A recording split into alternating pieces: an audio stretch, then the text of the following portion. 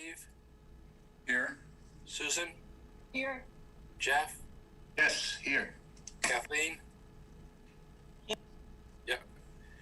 Lucy? Not yet. Brian? Here. Doug? Here. Mark Sullivan? Here. Myself and Lisa did not make it in yet. We have 12 in attendance. Okay. Just to remind everybody that we are being recorded for rebroadcast over Walpole Cable. So let's stay to the topics that are on the agenda. First item on our agenda is to open the public hearing to hear from the residents of the town of Walpole and get their questions and concerns with regards to the Springtown meeting warrant. I'll entertain a motion to open the public hearing. So moved. Moved by Susan, Second by Denny. second by Denny. Okay. And once again, we need to do a roll call vote. All in favor of opening the public hearing? Denny, Yes. Josette, Yes. Allie, Yes. Andrew, Yes. Steve, Yes. Susan, Yes. Jeff, Yes. Kathleen, Yes. Brian, Yes. Doug, Yes. Mark, Yes. myself, yes, and Lucy and Lisa are still missing. All right. Public hearing is now open. We will proceed through the articles in the order they are listed on the warrant. If anybody has a question, please type them into the chat online, or those who are calling in, please reach out and we will get your questions addressed as they come up in order. Let's see, and any members of the panel that want to ask questions can do the hand raise, and we'll go from there. First item up on the agenda is Article 2, Personnel Bylaws. The Commonwealth of Massachusetts State Legislature and the Governor signed into law a new holiday for the state, which applies to all state and municipal governments, to recognize June 19th as a statewide holiday for government employees. The bylaw, Personnel Board is basically elected to adopt that into the bylaws so that we conform with the state's requirement to recognize the June 16th holiday, which is in commemoration of the day that slaves became free over 140 years ago. Any questions from the audience? We have one that just came up from a panelist and said, what yes. does this mean to town employees, union and non? As of right now, it basically means that they are going to be getting a paid day off in June. Those that are required to work will be getting overtime based on their union contracts. But the union employees will be subject to negotiations the next time their contract comes up in order to retain their benefits under that holiday. Is that correct, Jim? They'd have to negotiate it in, so it's already in the police and fire contracts. Their contract language is all encompassing. It basically says if there's a state holiday, it's accepted, so they do not have to negotiate it in. The other 4 town unions do have to negotiate it in. Okay. Alrighty. Any other questions on Article 2? None seen. None seen. Article 3, salary and hourly schedule for non-union employees. This comes before us every year and is taken into consideration when doing the budget process. The Personnel Board does a review of salaries of neighboring communities, also evaluating the Consumer Price Index and other statistics that are available to them. This year they have come before us with an increase of 1.75%. This is the first time, I think, in probably 4 years that it's been below the 2% rate. A year ago, they did an analysis comparing us with other neighboring communities, considering our high and low categories on our scale. And with most of our neighbors, our high and low are compatible with other communities' high and low. and our neighboring communities are all in the process of basically coming forward with anywhere from a low of 1.5% to 2.75 is some of the numbers that were tossed our way. And the Finance Committee basically agreed that the 1.75 was reasonable for this budget cycle. Any questions on Article 3? None in the panel. None in the panel? Yep. Okay. And nobody's calling in. Article 4, this one is for no action because the town administrator budget incorporated the pay scales in Article 3 into the budget. And Article 4 would be is if there was a requirement for additional funding to be added, but it's already been incorporated into the budgets. So there's no action on Article 4. Article 5 is funding of the current fiscal year budget shortfalls or projected budget shortfalls. As of our last meeting, the fire department was projecting a shortfall of $170,000. This was primarily due to we opened up Station 2 during COVID so that the fire department could separate their staff and not have everybody crowded into the central station. It also allowed them to react quicker to the community by working out of 2 stations. And that was not in the current year budget when it was passed last year. And in addition to that, there were some unexpected retirements that have led to additional overtime. And Finance Committee has voted favorable action to appropriate $170,000, part of it from free cash and part of it from closed capital projects that have balances that we are now reapplying to this article. And We have 2 questions in here. I saw a couple here. Back So up the list. The first question says, per the annual report of 2020, fire department has over $3 million in ambulance fund. Could they pull the $126,359 from there instead of free cash? Chief, do you want to address that? I know that you generally try to keep that ambulance fund handy for some of your major equipment purchases. Are we looking to have an ambulance replaced this coming fall, which will be part of the capital budget request? Mark, do you mind if I take point on that and then? Sure. Yeah. Okay, so currently we're projecting that we're going to end this fiscal year with about $2.2 million in the ambulance fund. We're looking like we're going to not meet last year's collections. We're on track to collect about $1.2 million. Last year we collected $1.365 million, so we're behind a little bit on that one. I guess the question is, could you fund it through ambulance fund instead of free cash? The answer is yes. However, we've identified $126,000 in projects that are completed and need to be closed out. Finance Committee agreed with that recommendation. And Mark, you are right. We have been using those funds for ambulances. In 2020, we appropriated, we haven't bought an ambulance for about 2 or 3 years. So I'm expecting that the ambulance may likely be on the capital requests this year or next. And they're more expensive than they have ever been. So we've and also that generally comes from the ambulance fund. a fire truck through there. So it's just a matter of working with the chief and this committee, and those are the funds we identified there. Okay. Chief, did I miss anything? Nope, you got it all. Okay. So Mark, we have a second question. Yep. They said, wondering how the fire department budget has been impacted by the loss of Norwood Hospital. Okay.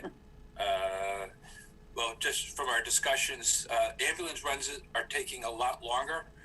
They are no longer able to just go 5 miles up the street from Walpole and then turn around. They are traveling anywhere from half an hour to an hour to basically transport people, and they're on the clock until they get back. And basically, if we're got both ambulances out doing runs, now we're using a fire truck to make a third ambulance run, and basically puts us at a manpower shortage. Chief, you want to add to that?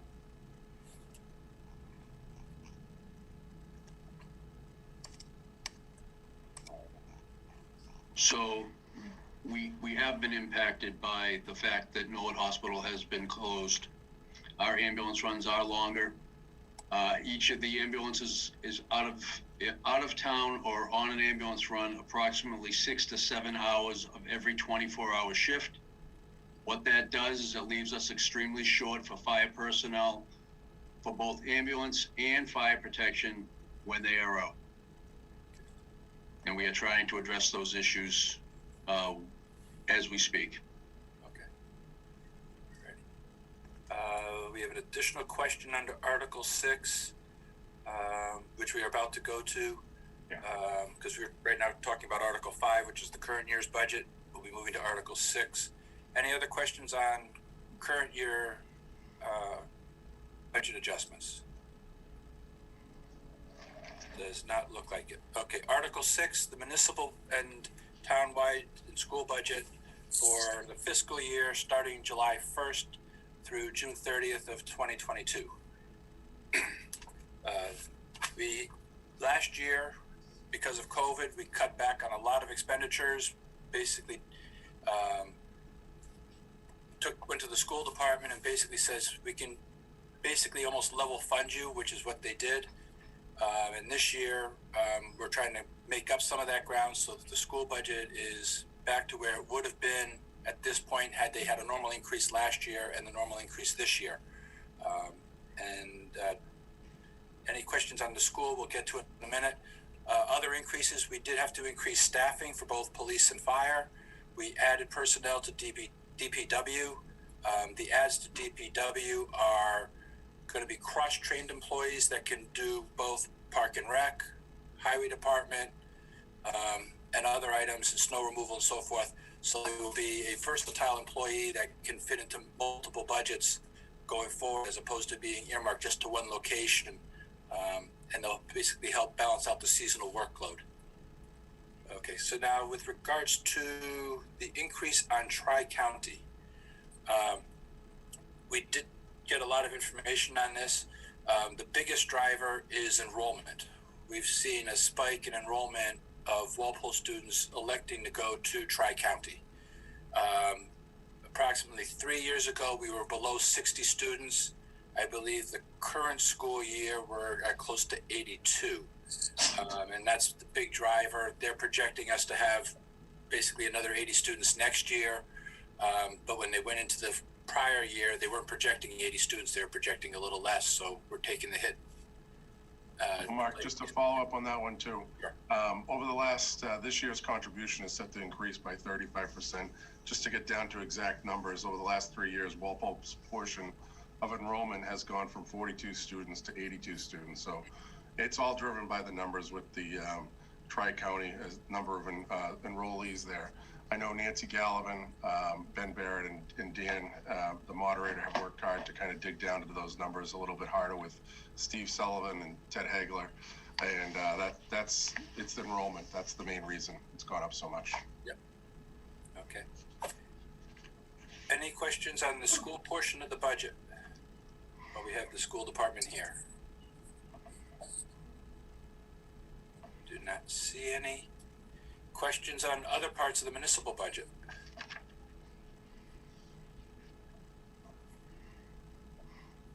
Do not see any. Okay.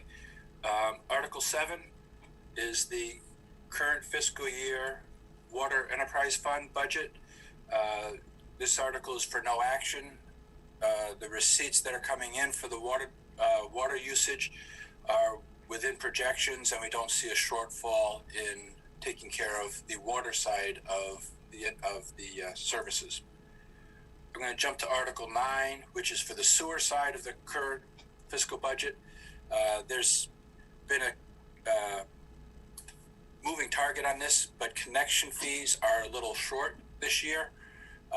Connection fees are basically one-time money that comes in, and the sewer department relies on those connection fees to balance their budget, and they're coming in short. So they've asked for $100,000 of additional money from their retained earnings to balance this year's budget. Mr. Abbott, you care to make any other comments on that? Mark, I think it was 200,000 that Sorry, were. you're right, 200,000. I was looking at a different note. Yes, you're right. The entrance fees are down both for water and sewer. but with most likely due to construction being delayed due to the COVID. So, Okay. Alrighty. Any questions on sewer and water for the current year? Does not appear to be any, Mark. Okay. Sewer budget and water budgets for the upcoming fiscal year. The rates have not been set. Those rate hearings generally take place in June. But we have gone forward with their budgets and approved their budgets. We have, for the water department, budget of $4,479,269. Funding coming from retained earnings and user fees.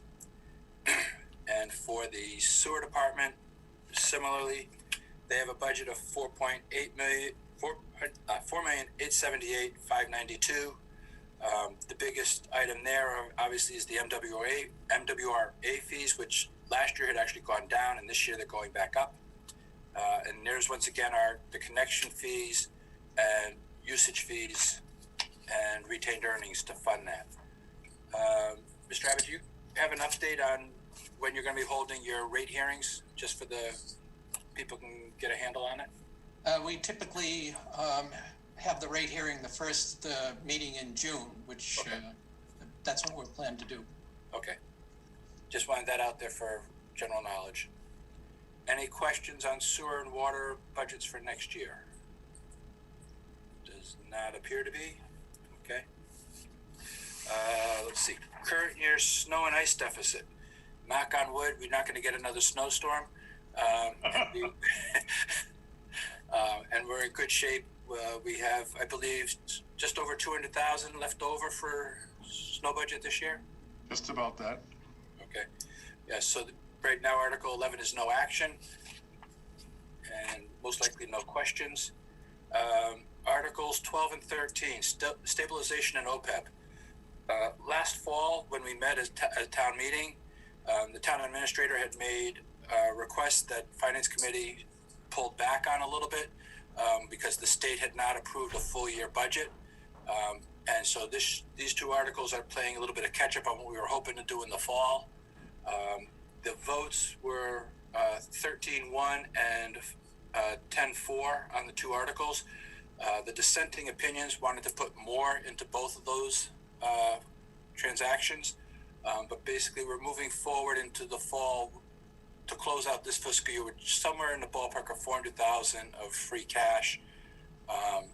And in this fall, we will readdress the issue of OPEB and stabilization again as part of our fall process. Any questions on OPEB and stabilization contributions? Does not appear to be. Article 15, Walpole Cable. Walpole Cable is a standalone. It is not a municipal budget, but the town is the recipient of the PEG fees that you see on your cable bill. Those fees get remitted to the town by the cable providers, and they are restricted use for public education and public education and government programming that the town can put forward. Through all this pandemic, the Walpole Cable has continued to operate and carried numerous Zoom meetings of all the boards and committees. Now that school's back in session, they've been able to provide entertainment through broadcasting various school activities, including sports. And they are also looking for some capital within this year's budget to basically extend their capabilities of broadcasting from Jarvis Farm and the new fields on 1A. Any questions on Walpole Cable's budget? In the chat. Yeah. I still see Tri-County. I don't see any new. Yep. No new items in the chat. Okay. Article 16 is a citizen's petition. Citizen petition came forward to ban the use of single-use plastic bags at checkout. this is basically restricting the use of single-use plastic bags at basically all retail outlets, your grocery stores, restaurants, convenience stores, and so forth. Basically, it's a green initiative activity. The petitioner has reached out to numerous businesses within the community, got their feedback. Many of them have already done away with single-use plastic. They did raise issue with can they still use plastic bags when they're transferring liquids at restaurants, and it was brought to our attention that that was an exception that was listed in the way the bylaw was written, that restaurants, if they're going to be doing liquid transfers, could still use the smaller plastic bags, similar to what you're using with your newspapers, but not the big, more volume heavy single-use checkout bags. Any questions on Article 16? None in the chat, Mark. Okay. Article 17. Currently, we have voted to recommendation at town meeting. The planning board has continued their public hearing on this to this Thursday. This article is to allow stadium parking in personal private lots. This could be a residence or a private business. The bylaw would basically allow the town to set guidelines onto the number of vehicles, the spacing of the vehicles, traffic flow. Homeowners and business owners would be required to file for a permit, which would then turn around and have their property evaluated as to the number of vehicles they could legitimately put on their property during stadium events.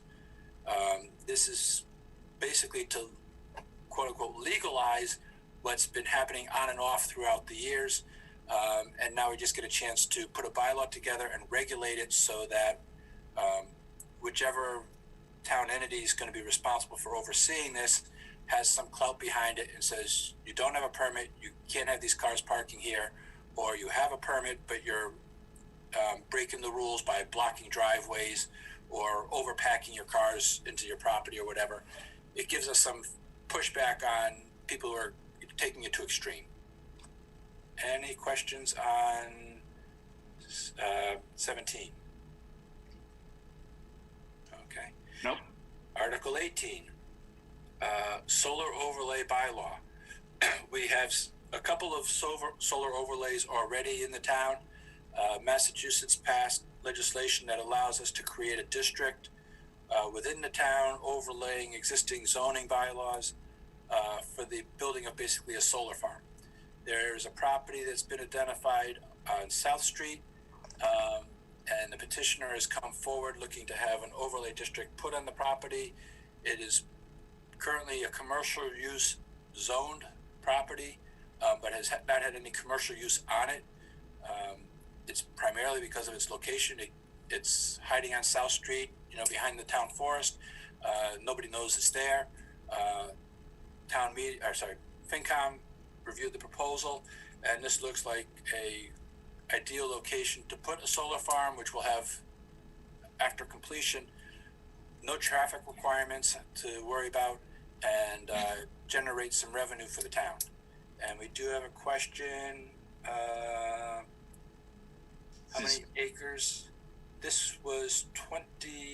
Well, Mark, let's read the whole questions for anyone. It's approximately how many acres will be tree cleared, deforested for this project? One, and then two, how many years will this be in effect? Or it says. And Mark, I have the answers to that. It's actually, if people open up their packets that were delivered a couple weeks ago, the petitioner explained that approximately 13.5 acres are going to be accounted for on this site. It's currently owned by Harwood Engineering, and it's going to be a 2 megawatt capacity facility. So 13.5 acres, and again, that's all in the packet here that was sent out to town meeting. Yeah, and I believe the life of those generally runs close to 20 years before they have to either retrofit or walk away. Generally, that's my understanding too, yes. Yeah, and just for the listeners, if the operator decides to walk away, they are supposed to basically set aside funds for the decommissioning and removal of their solar farm prior to leaving it. And Jim, I think that actually gets set aside in the first couple of years after completion, right? I mean, I can't speak to this one because it is on private property. It's Okay. actually the former owner of Howard Engineering just passed this year, but it's going to be their responsibility of whoever is going to own Howard Engineering to ensure that it's cleaned up properly. And I don't see them abandoning it, but if they do, that'll be a private agreement with them. Okay. Alrighty. And we added, stated some trees need to come down. Is that 13.5 acres of trees that will be cleared? I believe this matter will be addressed as part of the site plan review with the finance committee. But if you look at the map that's included here, I don't see the petitioner on here, Phil Mackey. I don't see Phil on here, but it appears that most of that site is being cleared.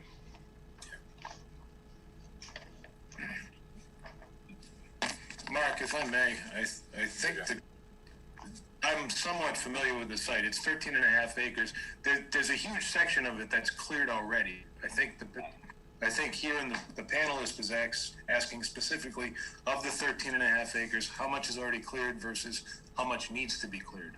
Do we have that? That's a question for the petitioner. Yeah. He's not here. Yeah, we don't have that one. Jim, we're anticipating the petitioner being available at town meeting, though? Phil has advised he will be there, and Okay. Alrighty. Yeah, so, Rob, if you want to pass the word along to your delegation of RTM members, they can field your question there. Thanks. Okay.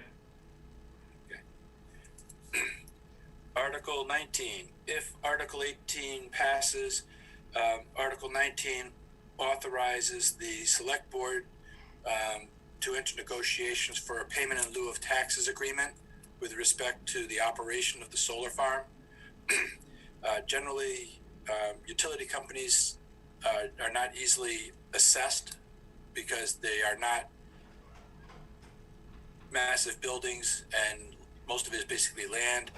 So the town's allowed to negotiate a means by which to collect funds in lieu of real estate taxes on something that we really don't have an easy way to evaluate. Okay. Any questions on 19? None in the chat. Okay. Alrighty. Article 20 is another citizen's petition. We had a wonderful presentation by the petitioner and one of his associates. A lot of information came forward. We responded with a series of additional questions. Town council has weighed in, and we voted no action based on the information provided to us. Massachusetts law, as it currently stands, does not allow us to change our pension plan program. The state law also does not allow us to join the state retirement plan or the state teachers retirement program or to engage in the state OPEB plan. We can have our various administrators invest in similar assets, but we cannot actually become a member of their plans. So what's before us is a case of if the town can legally leave Norfolk County and establish its own retirement board and then invest in the assets that the state invests in and basically reap the same returns. And that's where the legal issue is like what mechanism is there in current law, or do we have to petition for something by the state legislature to allow us to make that change? And that process has not been laid out, and therefore we voted no action. So the question asks, what would be the financial benefit of the town if retirement plan should be moved? Okay. This is another item of contention because if we leave Norfolk County, we have to replace the administrative functions that Norfolk County is providing, which would then eat into whatever savings. the number that was given to us was basically somewhere in the ballpark of $3 million over 10 years. But once again, that doesn't address the issue of what administrative and liability expenses do we have to incur to do that. And Mark, I just added a note there. That would have been over the last 10 years. So there's no knowledge base of what could happen over the next 10. But had we done this 10 years ago, Correct. Without any additional fees, which we don't know as well, Right. that was what they estimated the number to be. Yes. This is something that the Finance Committee has shown interest in as a way to save money, but at this point we have not found the legal mechanism for us to make such a move. And the petitioner has been consulting with the state delegation covering Walpole to get more information as to can it be done and then how it has to be done. Any other questions on 20? That appears to be it at the moment. Do not see any more. I'm going to open it up for one last chance for any article. And we have...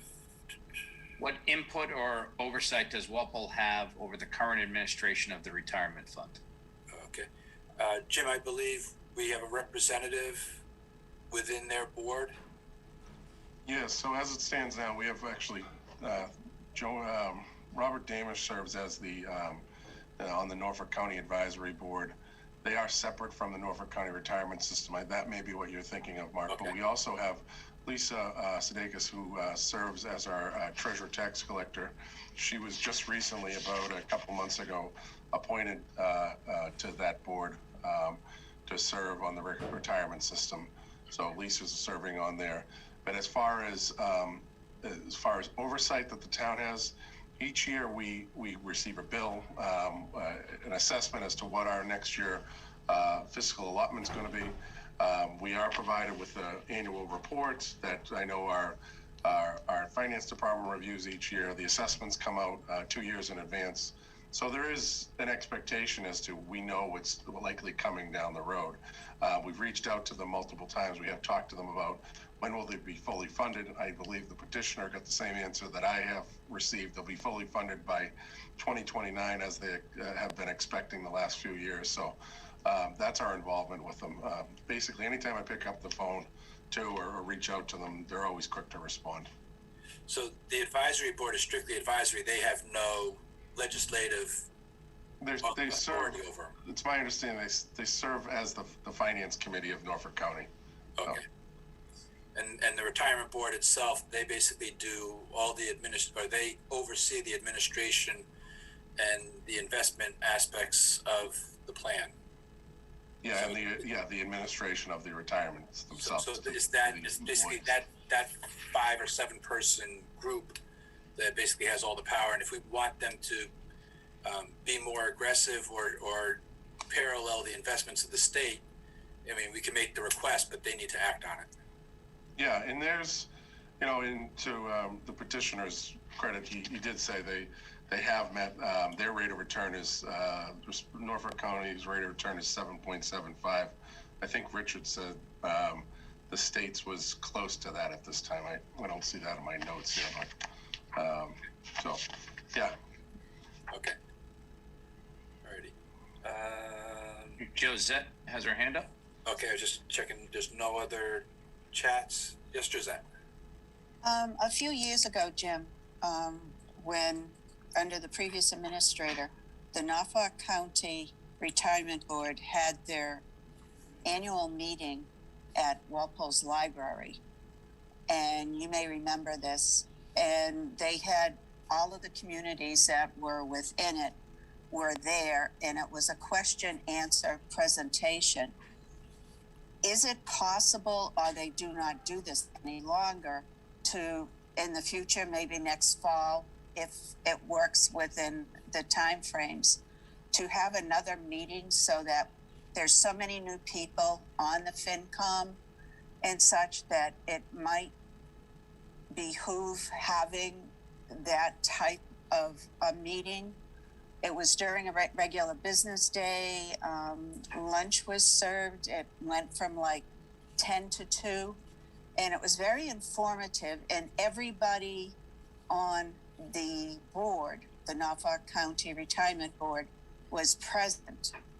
And the questions were very poignant. And is it possible to have a repeat of something like that in the future?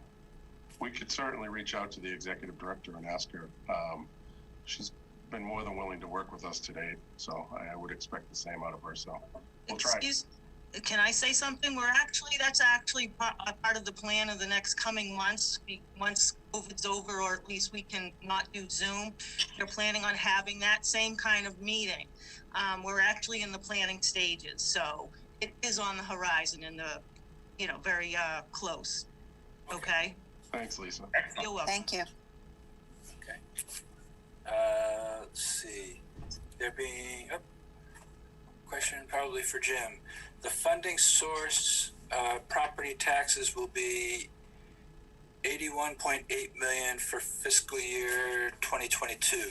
Does this include the $5.9 million stated in the 2020 annual report as authorized and not borrowed? No. The 2020 annual report relates to the 2020 year endings. This relates to the fiscal year 2022. The funding sources are as follows. Raise and appropriate from taxation 97,283, 678. Ambulance fund 798, 255. Sale of cemetery lots $10,000. Water enterprise fund 1,267,407. Sewer enterprise 434,132. And overlay 350,000 for a total of 100,143,512. So basically, the information in the 2020 report is, as you might expect, a year and a half old. So I'm guessing they might be driving at has the 5.9 million that was not borrowed in 2020 been borrowed subsequently and is now part of our operating budget going forward as funds being expended and now have to be debt serviced? Again, the authorization, I don't know what this person is, Robert Damisch is referring to. I don't know what he's getting at, but we borrowed what we're authorized to borrow. That was the good news that we recently received a couple of months ago, where our borrowing came in at just over 1%, and we were thinking it was going to be about 3 or 4%. Jody, am I missing anything on that one? So basically what's happened is we had 4.9 million at the end of fiscal 20 that was authorized but not yet borrowed. We just had a borrowing in March for about $4 million. So that amount is decreased considerably. So I think that answers the question. Okay. Yes, so basically the projects that we've appropriated borrowing for have moved forward. Now the expenses are coming in and the borrowings have taken place. Correct. Okay. And Mr. Damisch says, okay, he's good on that. Alrighty. Any other questions from the community? There being none, I'll entertain a motion to close the public hearing. So moved. So moved by Denny, seconded by Susan. Okay. Alrighty. All in favor of closing the public hearing? Denny, Yes. Josette,